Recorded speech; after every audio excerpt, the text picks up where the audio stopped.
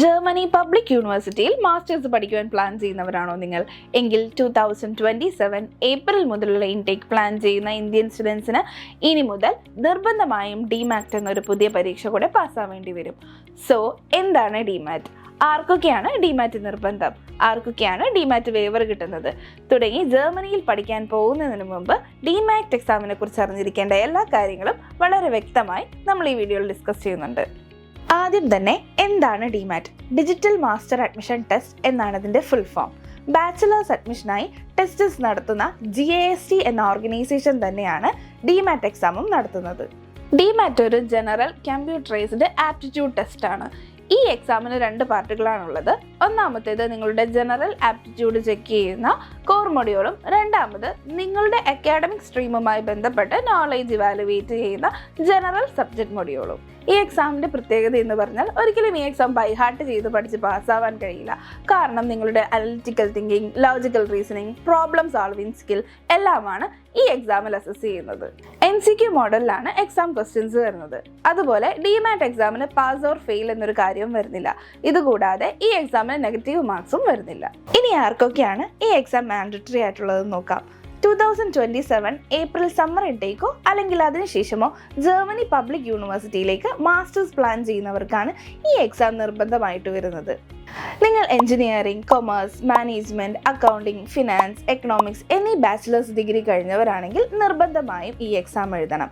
പക്ഷേ biology, physics, chemistry തുടങ്ങി pure science വിഷയങ്ങൾ പഠിച്ചവർക്കും ഹ്യൂമാനിറ്റീസ് പഠിച്ചവർക്കും BCA സ്റ്റുഡൻസിനും ഡിമാറ്റ് നിർബന്ധമല്ല. പലർക്കുമുള്ളൊരു സംശയമാണ് ഡിമാറ്റ് വന്നതോടെ APS സർട്ടിഫിക്കറ്റ് വേണമോ എന്നുള്ളത്.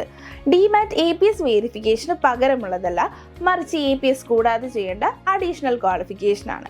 അതായത് നിങ്ങൾ നിങ്ങളുടെ APS ഡോക്യുമെൻറ്റ് സബ്മിഷന് മുൻപ് നിർബന്ധമായിട്ടും ഡിമാറ്റ് എക്സാം എഴുതിയിരിക്കണം. കൂടാതെ ആപ്ലിക്കേഷനോടൊപ്പം ഡിമാറ്റ് സ്കോറും സബ്മിറ്റ് ചെയ്തില്ലെങ്കിൽ നിങ്ങളുടെ APS ആപ്ലിക്കേഷൻ റിജക്റ്റ് ആയേക്കാം.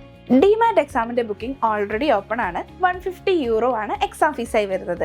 ഇത് രജിസ്ട്രേഷൻ ടൈമിൽ നേരിട്ട് അവരുടെ തന്നെ ഒഫീഷ്യൽ വെബ്സൈറ്റ് ത്രൂ നിങ്ങൾക്ക് പേയ്മെൻറ്റ് ചെയ്യാവുന്നതാണ്. ഈ വർഷം സെപ്റ്റംബർ 15 ഡിമാറ്റ് എക്സാം ബുക്കിംഗ് ചെയ്യാനുള്ള ഡെഡ് ലൈൻ വരുന്നത്.